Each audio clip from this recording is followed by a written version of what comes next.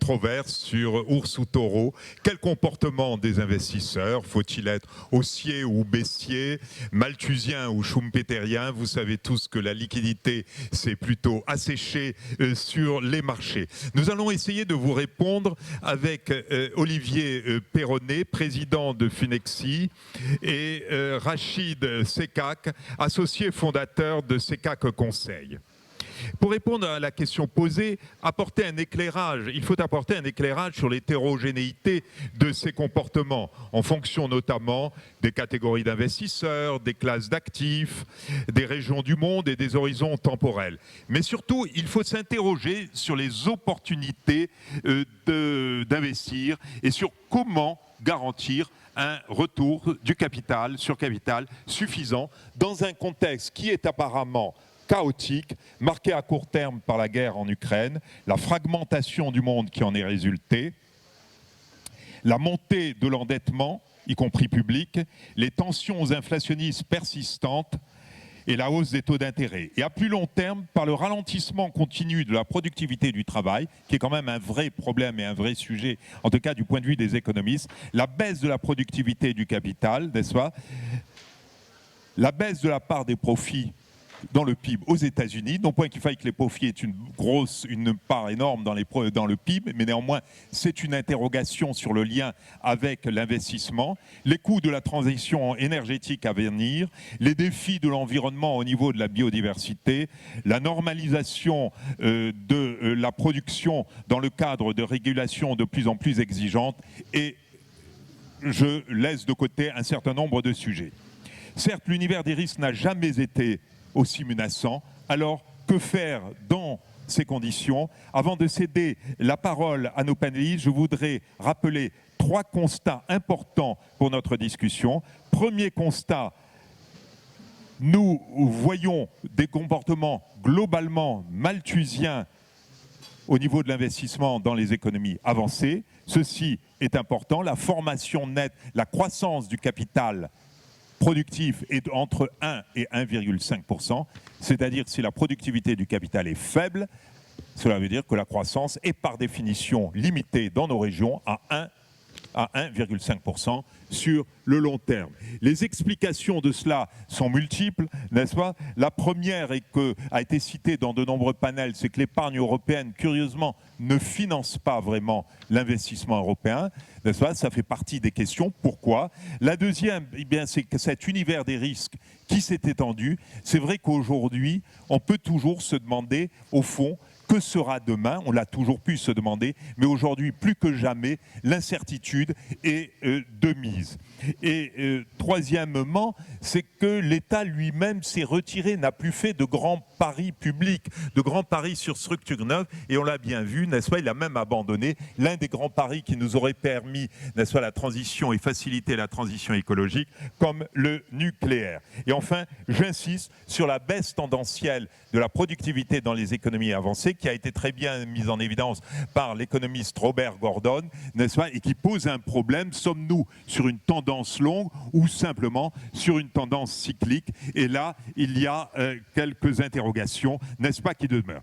Troisièmement, troisième constat, malheureusement, nous faisons face à des défis importants. Ils ont été cités tout au long de ces journées avec les défis climatiques, la population mondiale, le vieillissement, n'est-ce pas? Et pour relever ces défis, nous devons innover, et pour innover, eh bien, nous devons investir. Alors, chers amis, comment allons-nous pouvoir investir? Et est-ce qu'on peut trouver quelques investisseurs qui pourraient investir? Comment voyez-vous l'univers de ces investisseurs, leur comportement et leur fragmentation?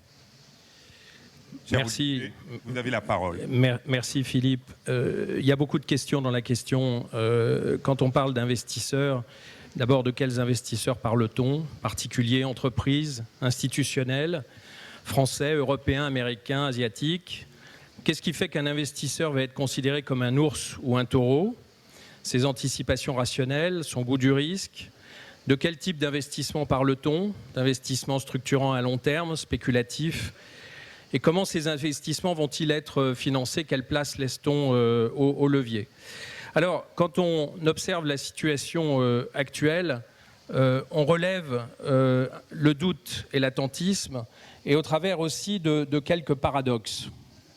Un des premiers paradoxes, c'est que les investisseurs professionnels sont aujourd'hui plutôt sur la défensive du fait du coût du financement, de la hausse des taux d'intérêt et aussi de la valorisation des entreprises, la nécessité de recourir à des montants et volumes de financement qui ne sont peut-être plus possibles aujourd'hui, des levées de fonds qui sont orientées à la baisse depuis déjà quelques temps et qui tendent à nouveau à se dégrader.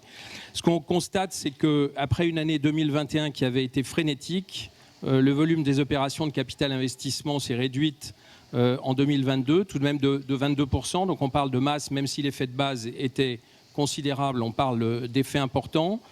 L'activité M&A du mid-market, un autre indice, montre qu'au premier trimestre 2023, le nombre de transactions a baissé, surtout les multiples ont baissé, ce qui est peut-être un signal intéressant sur la capacité de rebond que pourront avoir les marchés pour les investisseurs. Ce recul est également marqué pour les startups, où notamment dans les biotech, on a vu un ralentissement de l'enthousiasme sur les valorisations, ce qui là sera peut-être, on en parlera tout à l'heure, la source d'un rebond. En même temps que le financement est resté plus difficile, un autre paradoxe, c'est celui du niveau de la valeur des actifs et en particulier du niveau des marchés financiers.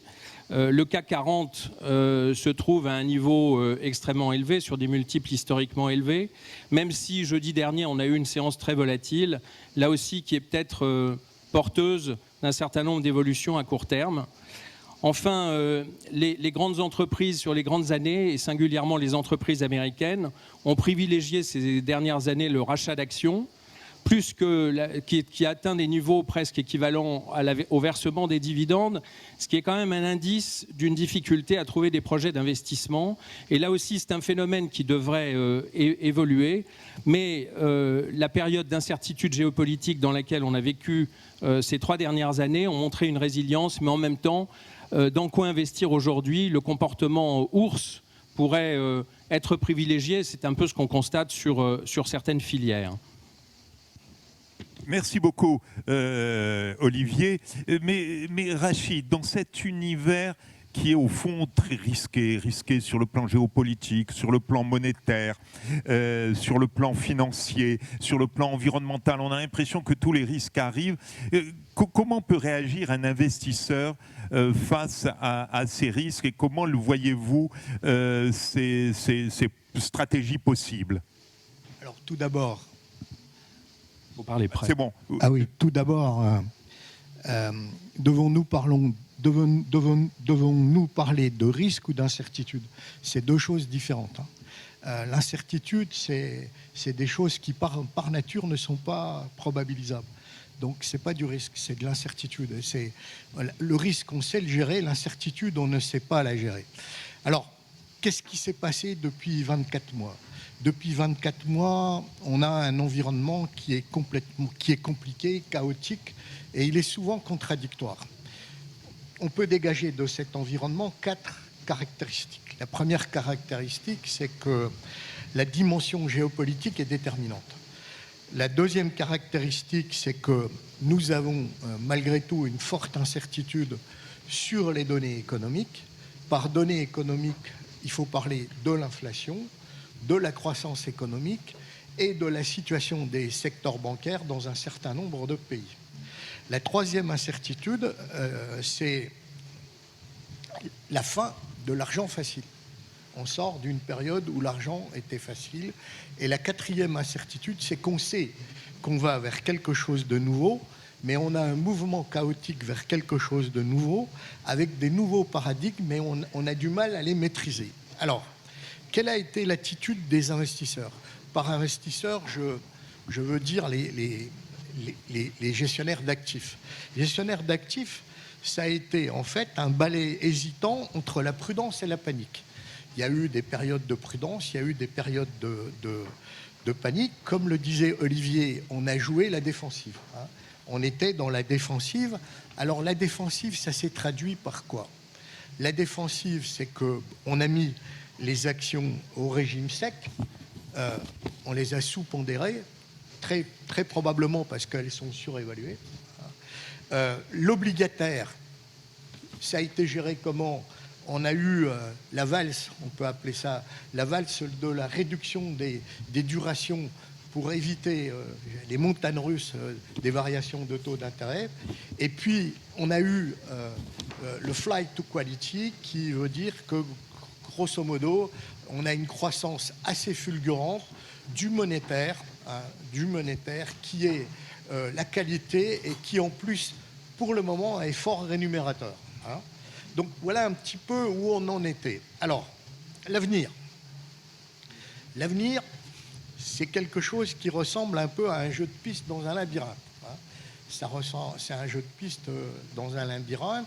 Bon, sans être un augure ni un oracle, hein, on va essayer de développer une vision, prospective en dégageant les méga-tendances. Hein. Alors, les méga-tendances, je pense qu'il y en a 3. La première méga-tendance, c'est que la géopolitique sera au centre du jeu économique. Première tendance. Deuxième tendance, le système multilatéral et la gouvernance mondiale va évoluer, très clairement. Et la troisième tendance, c'est que les enjeux environnementaux seront essentiels. Et c'est des enjeux qui sont complètement transversales. Alors, pour faire simple, l'économie mondiale restera très, très complexe. Alors, si l'économie mondiale reste très, très complexe, la réponse la plus logique, c'est de dire la diversification restera la règle. La diversification restera la règle, c'est-à-dire que nous devrons être prêts à nous adapter aux circonstances changeantes et nous devrons les attraper quand elles seront là. Donc le sujet restera toujours le même de celui qu'il a été avant, c'est le positionnement du curseur entre la prudence et l'audace. Positionnement du curseur entre la prudence et l'audace, ça ressemble beaucoup à un renard, hein, et ça ressemble beaucoup à un fennec, hein, qui est toujours à l'affût, qui est agile, qui est rusé, qui est prudent. Alors, on peut peut-être demander à Olivier d'ailleurs de rebondir sur votre image, n'est-ce pas, et justement de se demander dans quelles conditions les investisseurs peuvent revenir vers le risque. Est-ce que sur la matrice et les algorithmes que vient de nous décrire Rachid, vous pensez que les investisseurs peuvent revenir vers le risque? Dans quelles conditions? Alors, je crois qu'il y a deux éléments qu'on doit relever qui sont très importants. C'est tout de même la résilience de nos économies. On a vu en Europe une baisse du chômage généralisé qui sont plutôt des facteurs favorables. C'est-à-dire tout n'est pas noir. Et comme Rachid l'a dit à l'instant, la transformation écologique, je ne parle pas de greenwashing, hein, je parle de la transformation écologique telle qu'on doit la faire. Et quand on raisonne sur les filières de l'énergie, par exemple, on voit les besoins colossaux d'investissement. Donc, cette situation que j'évoquais tout à l'heure où il n'y aurait pas de projets sur lesquels investir, je pense qu'elle est en train d'évoluer parce qu'il y a des priorités majeures qui émergent de ce fait et qui peuvent être porteuses en tant que telles d'une envie d'investir pour les investisseurs et susciter des vocations. Alors, il y a dans les études qu'on peut regarder sur cette question des choses assez intéressantes. Quand on interroge, par exemple, les Français, et si on focalise sur les investisseurs français, on leur demande finalement ce que seraient les priorités pour investir. De façon assez paradoxale, là aussi, ils n'évoquent pas le retour sur investissement ou bien l'ESG comme critères principaux, ils évoquent la transparence. Je pense que par rapport aux conditions, pour répondre à ta question Philippe, par rapport aux conditions nécessaires, il semble que ce qui émerge, c'est la transparence. Alors là, on pourrait y passer l'après-midi, donc j'utilise le mot que je n'aime pas beaucoup, mais la nécessité de sans doute que les investisseurs, et je pense évidemment aux marchés financiers, aux investisseurs individuels, qu'ils soient plus en prise avec finalement la nature des investissements sur lesquels ils s'engagent. Et la deuxième chose, je pense que c'est le long terme contre le court terme. C'est-à-dire, je pense que une des leçons qu'on peut quand même observer, pas tirer forcément, mais observer, c'est la capacité qu'ont les Américains à investir sur le très long terme, sur des concepts nouveaux qui transforment nos sociétés. C'était la question qui a été posée ce matin en amphithéâtre par le patron de la Poste, M. Val, qui évoquait la question effectivement de qui utilisait Google. Alors on a tous levé la main. Qui utilisait Facebook? On a été un peu moins nombreux à lever la main. Enfin, voilà. Mais en tous les cas, quand on regarde le profil de ces entreprises, elles ont perdu, certaines perdent encore de l'argent, mais elles ont été porteuses d'une valeur absolument considérable. Et je crois que ce qui réconcilie probablement l'investissement avec les besoins actuels considérables qui existent, c'est cette visibilité, la transparence et une vision à long terme. Et le court-termisme qui peut être la caractéristique de certains marchés n'est probablement pas la meilleure condition pour faire venir les investisseurs. Oui, c'est clair que le court-termisme, qui souvent est lié au risque d'ailleurs, mais est-ce que de ce point de vue-là, on voit une fragmentation, Rachid, entre différents marchés? Est-ce qu'on peut opposer, par exemple, les marchés des pays avancés par rapport aux marchés des pays émergents, Afrique du Nord, Moyen-Orient, Asie? On a vu qu'il y a eu toute une conjoncture dans les années récentes où ces marchés se sont dissociés. Est-ce qu'il faut prévoir à l'avenir une poursuite de cette dissociation ou au contraire une convergence? Alors, avant de traiter votre question, Philippe, j'aimerais revenir sur le concept de renard. Parce que la question, c'est Schumpeter, Malthus, ours, taureau. En fait, c'est des sujets qui simplifient un peu trop, j'allais dire, la chose. Étant entendu que, comme vous l'avez dit très justement, la question, ça sera d'allonger l'horizon. Hein, et c'est pas le fort des marchés d'allonger l'horizon. Alors, le renard, il est un peu taureau, il est un peu ours, il est sans aucun doute un peu schumpeterien parce qu'il pense que le progrès technique va régler une partie des problèmes, mais il est aussi très conscient des nécessités malthusiennes. Et les nécessités malthusiennes, ce n'est pas, comme à l'origine des écrits de Malthus, un problème démographique. Les nécessités malthusiennes dans le monde actuel, c'est la prise de conscience que les ressources ne sont pas inépuisables et que nous devons rentrer dans une période de sobriété et de parcimonie, et que cette période cette gestion de la sobriété et de la parcimonie, elle est transversale. Elle va avoir des impacts à la fois énergétiques, elle va avoir des impacts écologiques, et elle va avoir surtout des impacts financiers quand on va se poser un jour la question du mur de la dette. Alors, la dichotomie développée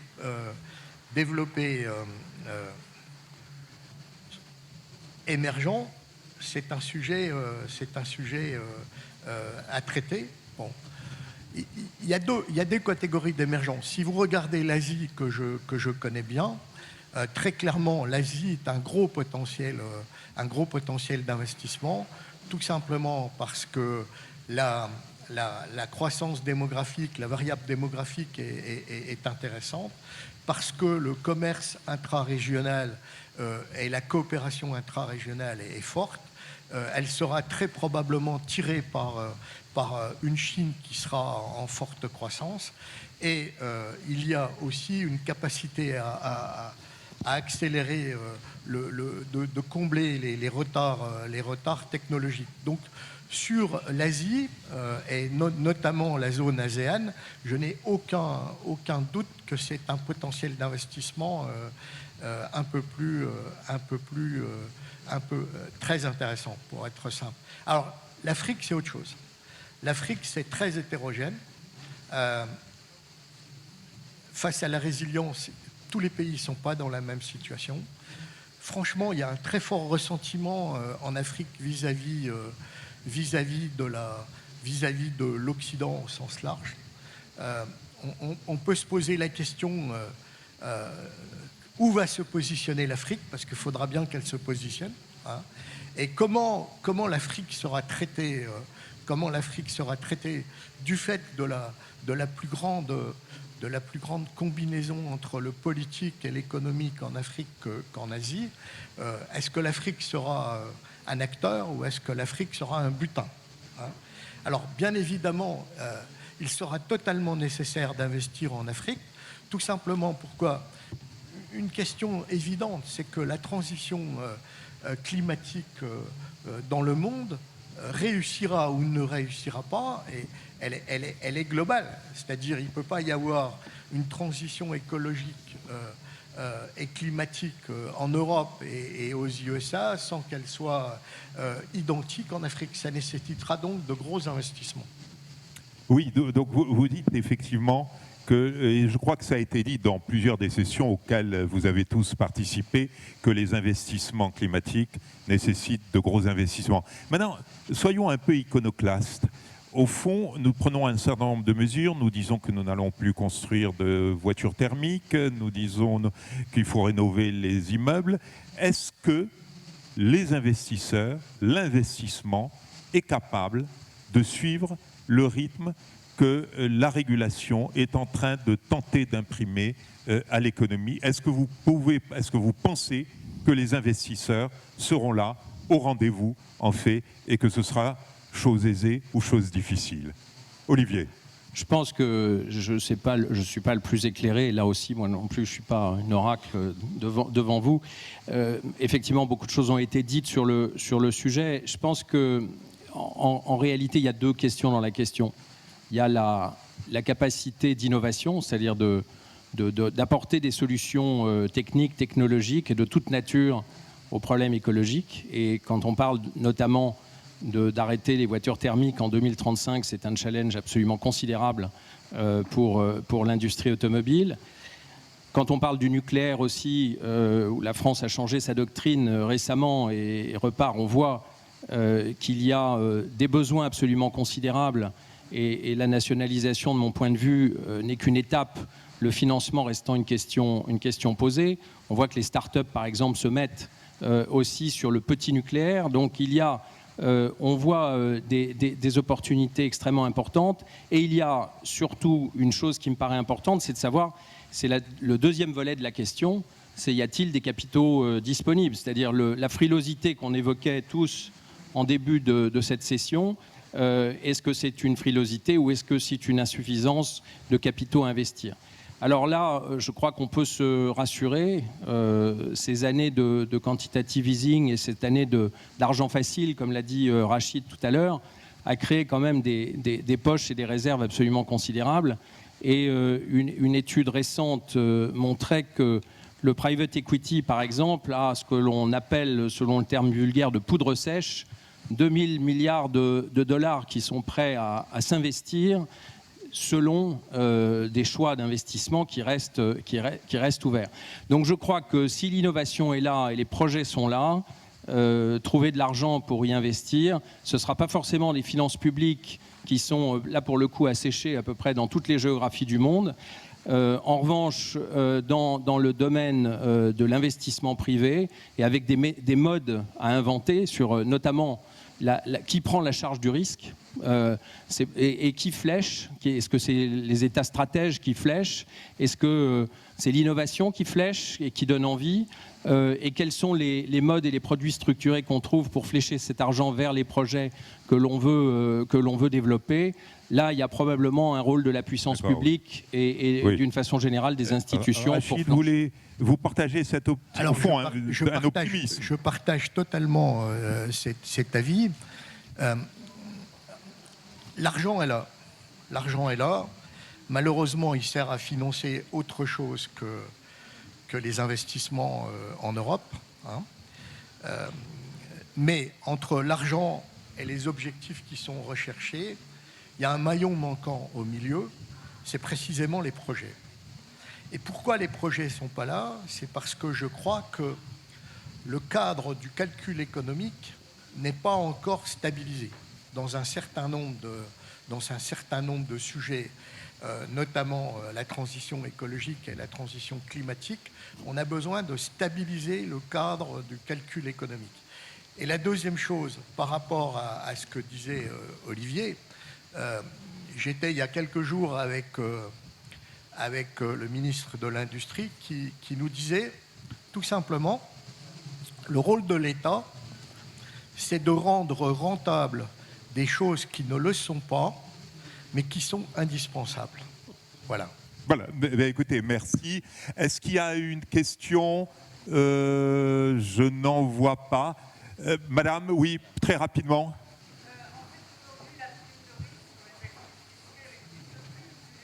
On ne vous entend pas, je suis désolé, il faut que vous ayez un micro. Plus fort.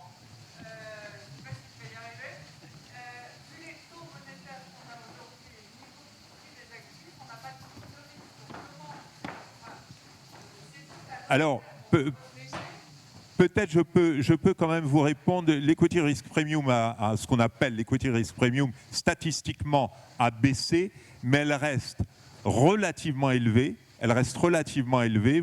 Les statistiques que vous pouvez trouver sur Bloomberg ou sur Refinitiv vous la montrent comme étant quand même relativement élevée, avec même une tendance à la croissance. Mais c'est vrai qu'elle a baissé sur les mois les plus récents. Voilà.